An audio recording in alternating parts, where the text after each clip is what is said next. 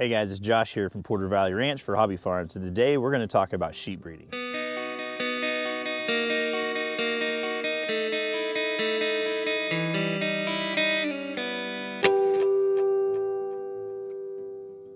So if you're watching this video, congratulations. It means that you made it through the summer. And this one was brutal. Man, our animals were struggling, our plants were struggling, and we were struggling to keep everything healthy and alive. But we made it through. The leaves are starting to fall off the trees. The grass is turning a little bit brown. The weather's cooling off, and that means that we're heading into the fall, which also means it is breeding season on farms across America. Here at Porter Valley Ranch, we raise Nubian ibex. We also raise two different kinds of sheep, baby doll Southdown sheep and Harlequin sheep.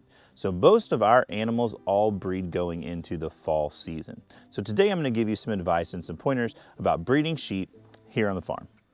Question number one, when is it time to breed my sheep? There's a couple different layers to this question. One would be age. See, sheep usually sexually mature at about 9 months old, so they could start breeding at 9 months old. We usually skip the first breeding cycle or the first year for our ewes, letting them get a little bit older, a little bit stronger, a little bit more mature. But that's up to you. Starting at 9 months, it's possible. Now you're gonna have to decide what's best for you.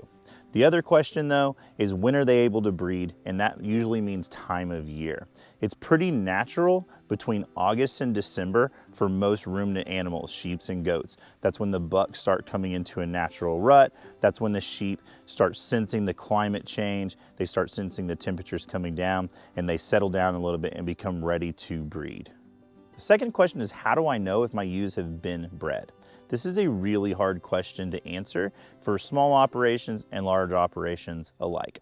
Obviously, if you see something happening, you should mark that down. But if you're like us, you're on the go quite a bit, you're not always here, you need a way to be able to tell if the ewes have been bred or not. This year we're using something called a marking harness or a breeding harness. It's what we put on our ram, and whenever he mounts the ewes, it leaves basically a crayon or a chalk mark on their back so that you can see which ones have been bred, by who, and on what date. So my advice is to get one of these breeding harnesses, put it on your ram, and then just have a notepad or keep it on the notes in your phone whenever you first notice that one of them has been marked.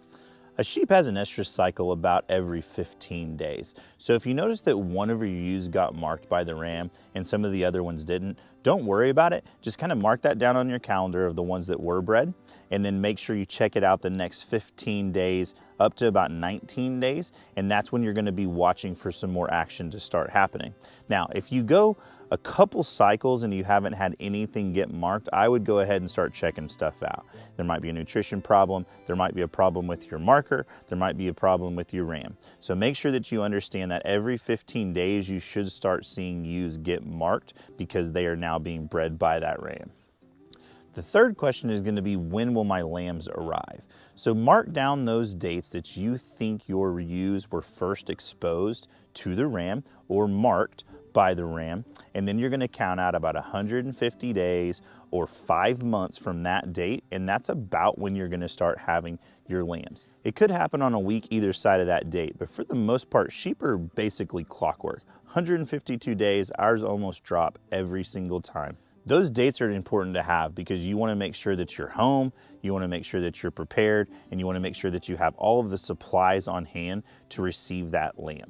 If you're like us and you live on a hobby farm, it's really exciting thinking about the possibility of increasing your herd, increasing your flock, and especially having some little lambs and kids running around Easter season because they make for some great pictures. But you also want to make sure that you're protecting your investment. That's how we make money here on our farm, is by selling the offspring of our herd and of our flock. So you want to make sure that every time a lamb is born, you are adequately prepared, that you are in a position to be able to help and intervene if necessary. You want to be there so that that ewe has everything they need to ensure a safe delivery of those lambs. Now, if you're new to the sheep business, there are a lot of other factors that you need to learn about. Flushing before you get into breeding season, which means you feed the ewes a little bit of extra, that increases your chance of fertility. also of them having twins. You want to make sure that you're paying attention to proper nutrition going through the different trimesters of their pregnancy. You want to make sure that when the lamb gets here, you've got proper supplementation for your area.